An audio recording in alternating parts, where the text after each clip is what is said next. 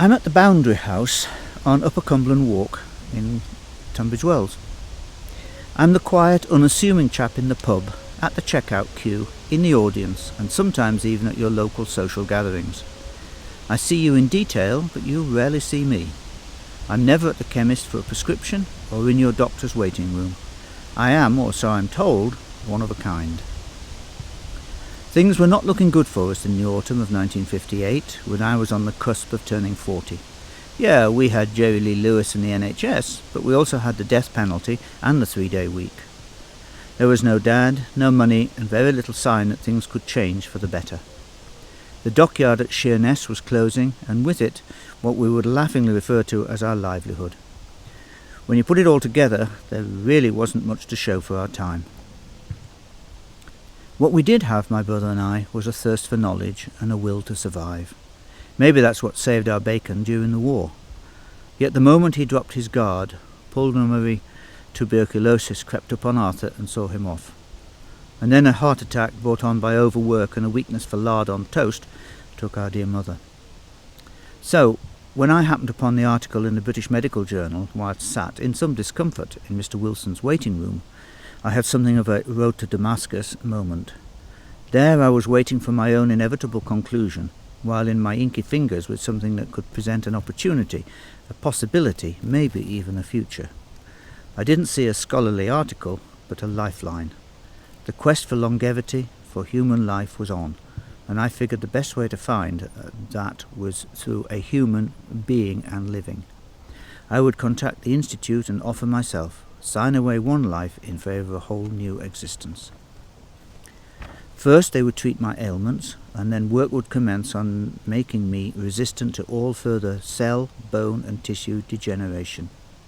I would be comfortably provided for with shelter and board for the rest of my days, however many they may turn out to be.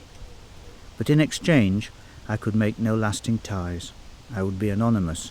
I could walk amongst and interact with society, but never join.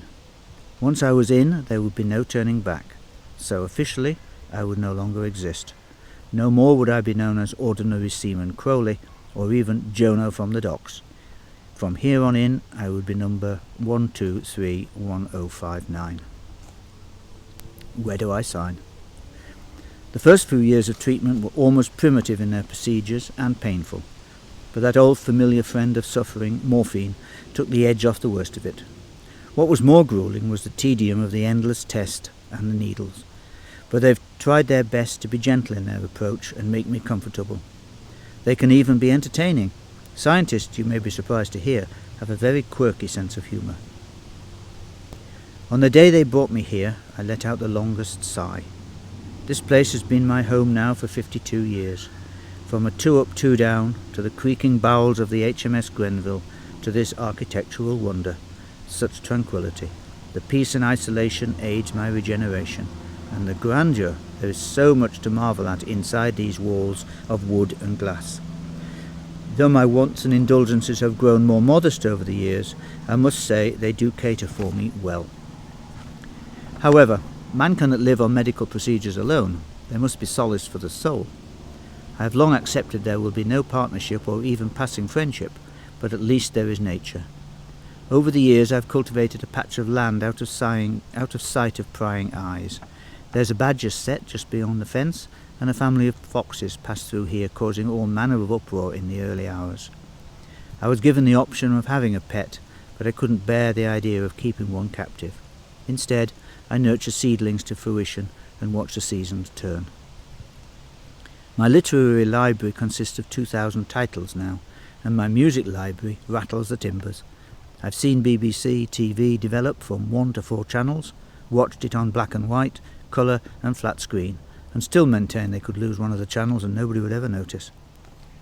Then of course computers and the internet. Oh, the technology. Yes, there is so much more to engage with and knowledge to acquire whilst in isolation. And over the years I've been shooting the breeze with some of the most creative minds and critical thinkers our species has known. What's discovered and developed here will shape the future, but in the wrong hands it could end it. It requires top-level confidentiality and limitless funding, but its value is unquantifiable. Only select world leaders and heads of military are privy to findings. To this day, I don't really know whether the Prime Minister has ever been briefed on my existence, but I bet the generals have. Although it has been lonely, what has mattered most is that they were successful, that my being is of some use to you. Although when you offer friendship I turn away, I am doing you the greatest of kindnesses.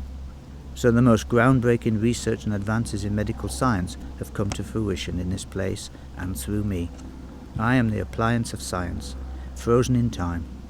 I am a mass of prosthetics and stem cell rejuvenation, and artificial blood runs through my veins. Yet I am alive and strong, and from that I hope that you will be too. On September the 19th this year I shall be 94 years old, but you know me as John 40-something, nice chap, bit of a loner.